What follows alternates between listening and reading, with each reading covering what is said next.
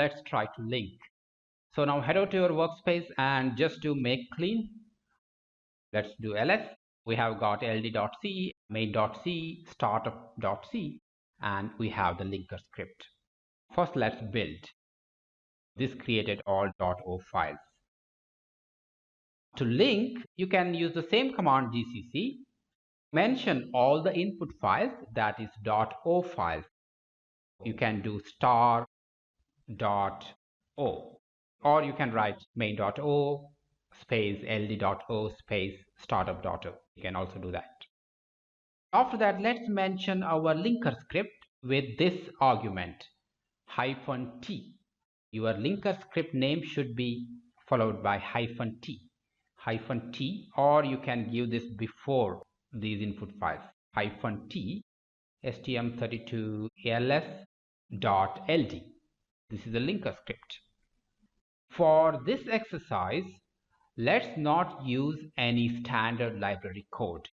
For that, what you have to do is go to your main.c. In the main.c, we have used printfs. Let's remove them first. Let's not use them because that needs standard library code. Let's compile this project without any standard library code. For that, you have to pass the argument hyphen no stdlib, so no standard lib. After that, these are the input files, and let's create the output file with -o executable name. Let me give final.elf. Let's hit enter. That seems to be some problem in our linker script at line 5. Let's investigate that. At line 5 here there is a slight mistake in the syntax. When you write the origin keyword, so you have to give a space here. Origin space is equal to the value, so give a space here. That looks fine. Let's try to compile again. There is one more error at 21 here. 21, I have to give colon here. I missed that, so give a space colon here as well, space colon. That looks good. Try to compile. In the main.c, I have printfs, isn't it? I removed them in the main.c, but I didn't compile actually. That's why I have to do make one more time. Make. Now it is fine. Main is built. Let's run the linking command. There you go. Linking was successful. Now do arm none object dump -h on final.elf. So you see your 3 sections. Now let's edit our make file to include the linker command. I would create one more variable here, ld flags, that is linker flags is equal to, let's use these linker arguments. For a time being, I'm going to use only these arguments. Later we can add more arguments, and after that create one more target, final.elf. Final.elf is a target, and the dependencies are main.o, led.o, startup.o. That's correct. The receipt is, you can use the same thing here. Here instead of C flags, you have to give LD flags like that. That's it. Let's try compiling this. Build. Let me first execute make clean and make. There you go. The final.elf is generated. Next step is downloading this executable to the target and testing our application. But before that, we have to learn some more things. First of all, when you generated a .elf file, that is executable and linkable file, you have to analyze that file to understand various resource allocation.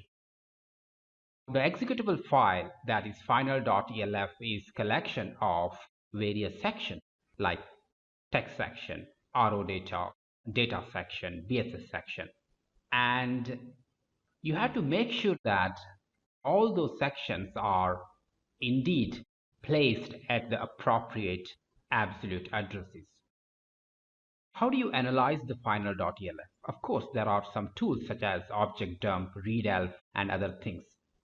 But you can instruct the linker to create a special file called map file. By using that map file, we can analyze the various resource allocation and placement in the memory. There is a command to instruct the linker to create the memory map file or map file, or simply we call it as map file. The command is, let's get into the makefile and let's give the argument for the linker. Maybe after this, you have to give hyphen map is equal to, let's give a file name called final.map. This is a linker argument. This is supposed to be used with the linker command, that is arm_none abi ld command. But we are not using ld command here. We are using the compiler command itself to link as well. That you can do because this executable also contains the linker driver. But sometimes what happens is some linker specific arguments are not recognized by this command. That's the reason you have to explicitly mention that this is a linker argument by using the argument -wl, and you have to give the comma. Let's try this. Let me do make clean first and make. Here you can see that we generated final.map. Let's analyze that map file. Here it is, final.map. Let's open that. From this, you can get various information. Let me explain that. First of all, it shows the memory map wherein all the sections are placed. For example, the .text begins from this location. That is correct. Like this, you have to verify. And look at what's the first section which is going to be placed at this address. That is .isr vector. That is as expected. That's why .isr vector section starts from this address. And that section actually comes from this file. That's correct. This is the total amount of bytes consumed by this section in the code memory. That is right from the beginning of this address. This is the size of that section.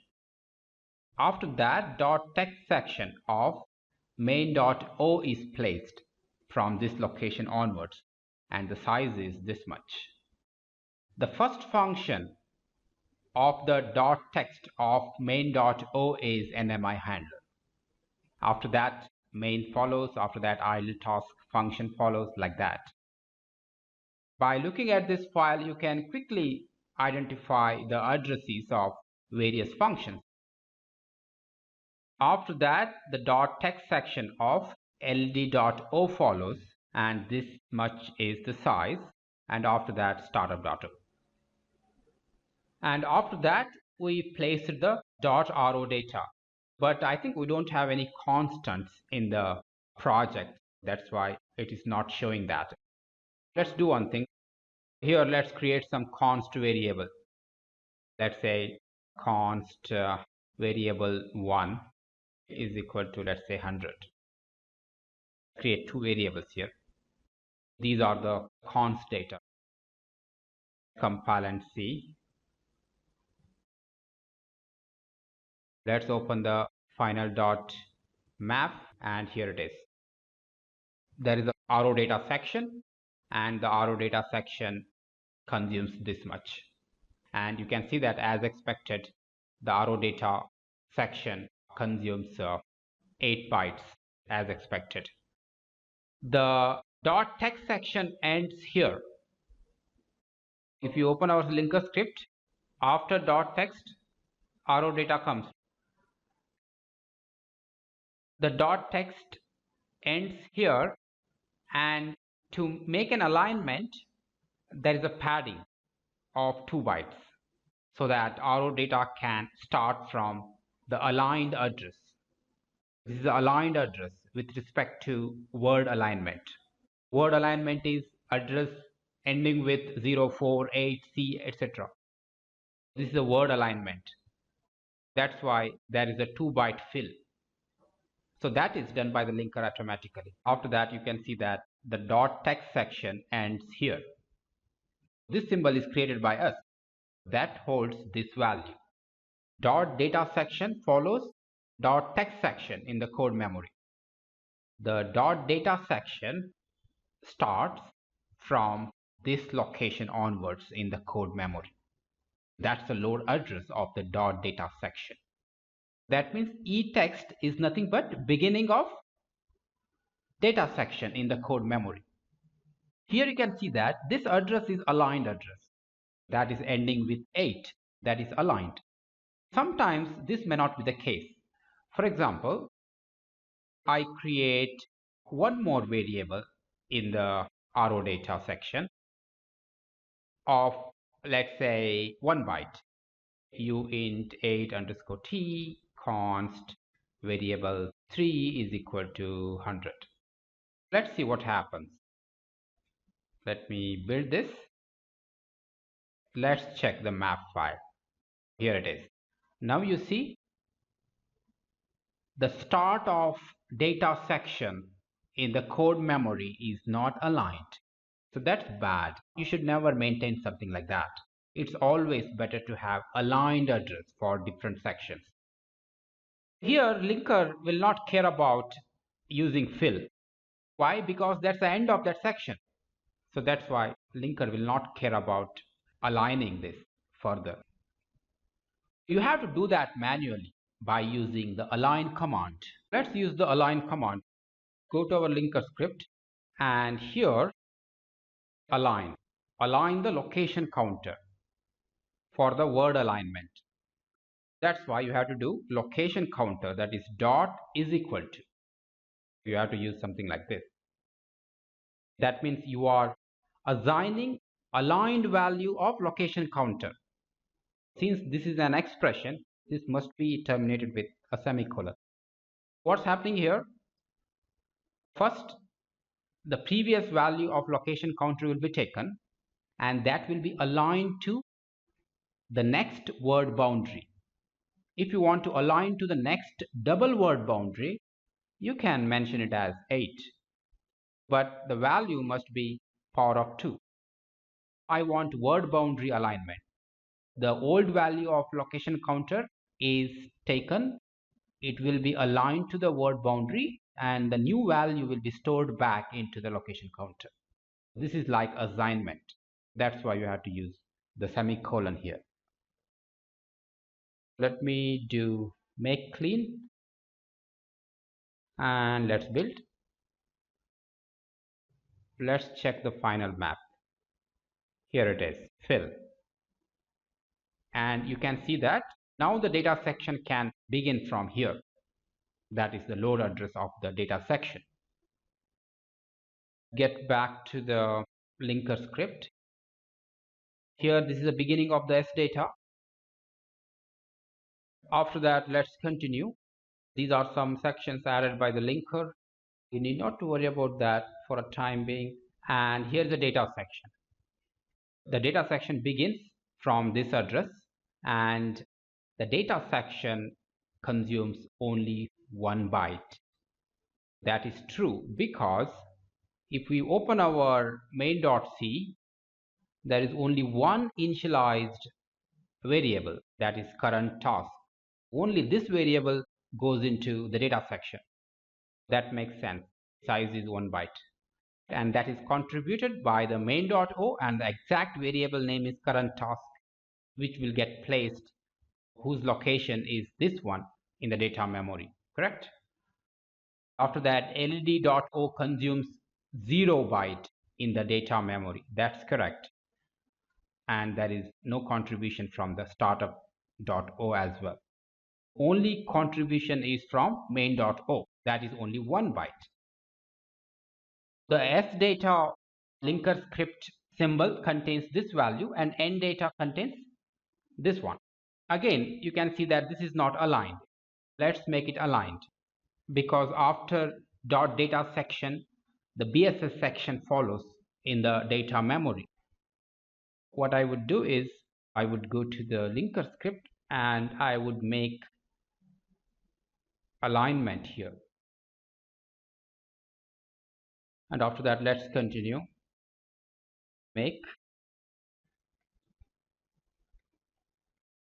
Let's build this. So here it is, end of data, this address, that's fine. After that, BSS starts from here. What are the contributions to the BSS section? Let's see. In the main.c, we have this variable. There is a variable which is initialized to 0, global tick count. This goes into BSS section. All these will go into RO data. How about this variable? This is an array of structures. This is a huge data, isn't it? And this data is uninitialized. This also must go into the BSS section. Let's see that in the map file. BSS section begins here, and the contribution is from main.o, tick count of 4 bytes. That's true. After that, no contribution from the led.o, no contribution from the startup, end of BSS. That means we missed this one. That means this didn't go into BSS section actually. Where did it go then? Interesting. It went into the common section. You can see that there is one more section created by the compiler called common, and the contribution comes from main.o. That is, the exact contribution is user task. That is this one. But we know that this should be BSS, because as per our understanding, all uninitialized global data will go into BSS section. That's why what you have to do is you have to slightly alter your linker script to include this section in the BSS section. Let's do that. Go to the linker script and let's edit this. I would add one more alignment here after this. Before you ending any section, so just make sure that the location counter is aligned. That's a rule of thumb what you can follow. Here you can do star common. Let's put that section common in the BSS section. Let's do make clean and make.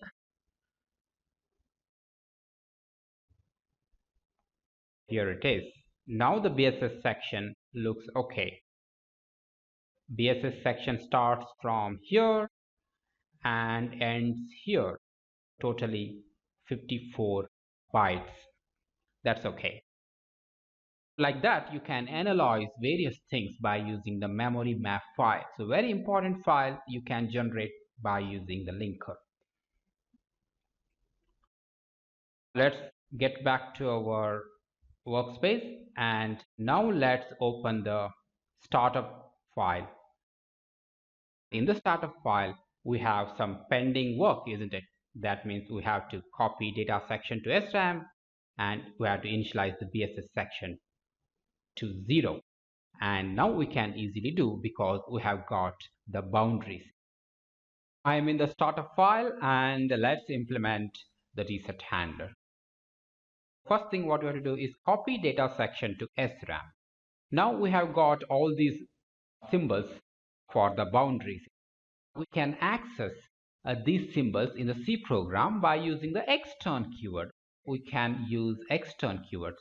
I will go at the top and I use extern uint32_t, and I can access the symbol eText. Similarly, I can do this for sdata. edata. If you want to see all the symbols of the application, then you can run this command, none abi nm command. Nm, give the file name elf. Here it is. These are the symbols of the application. You can also call it as a symbol table, so maintained by the linker. Here you can see that these are the symbols what we created. For example, here you can see that for this address, this is a symbol name, sdata. That is start of data section. We have to access these addresses in our C program. First, let's go to the reset handler, and to copy, let's first calculate the size of the data transfer. Size is equal to edata minus sdata. If I do this, I get the size. Amount of bytes needs to be transferred. But I cannot use something like this. If you use this, that means you want to access the value of this symbol. There is no value for this symbol, isn't it? For example, if you observe this is the address and this is the name given to this address. I should not access the value present at this address. I just want this address, that's it. That's my goal. I cannot use edata here. I should use ampersand edata because I just want to access this. If you just use edata here, then it means you want to access the value present at that address. You should not write like this. You should write ampersand edata ampersand sdata. Then only you will get these values, correct? Here I am accessing the address entry of the symbol table. Let's use for loop. For u in 32 underscore t, I is equal to 0, I is less than size, I plus plus. Let's do the data copy. First, before that, let's create some pointers for destination and source. P destination is equal to, what's the destination? Destination is S data. U int 8 T star and of S data. This is a destination. What's the source? Source is U int 8 underscore T star. What is source? Source is E text. This is flash. Flash to SRAM.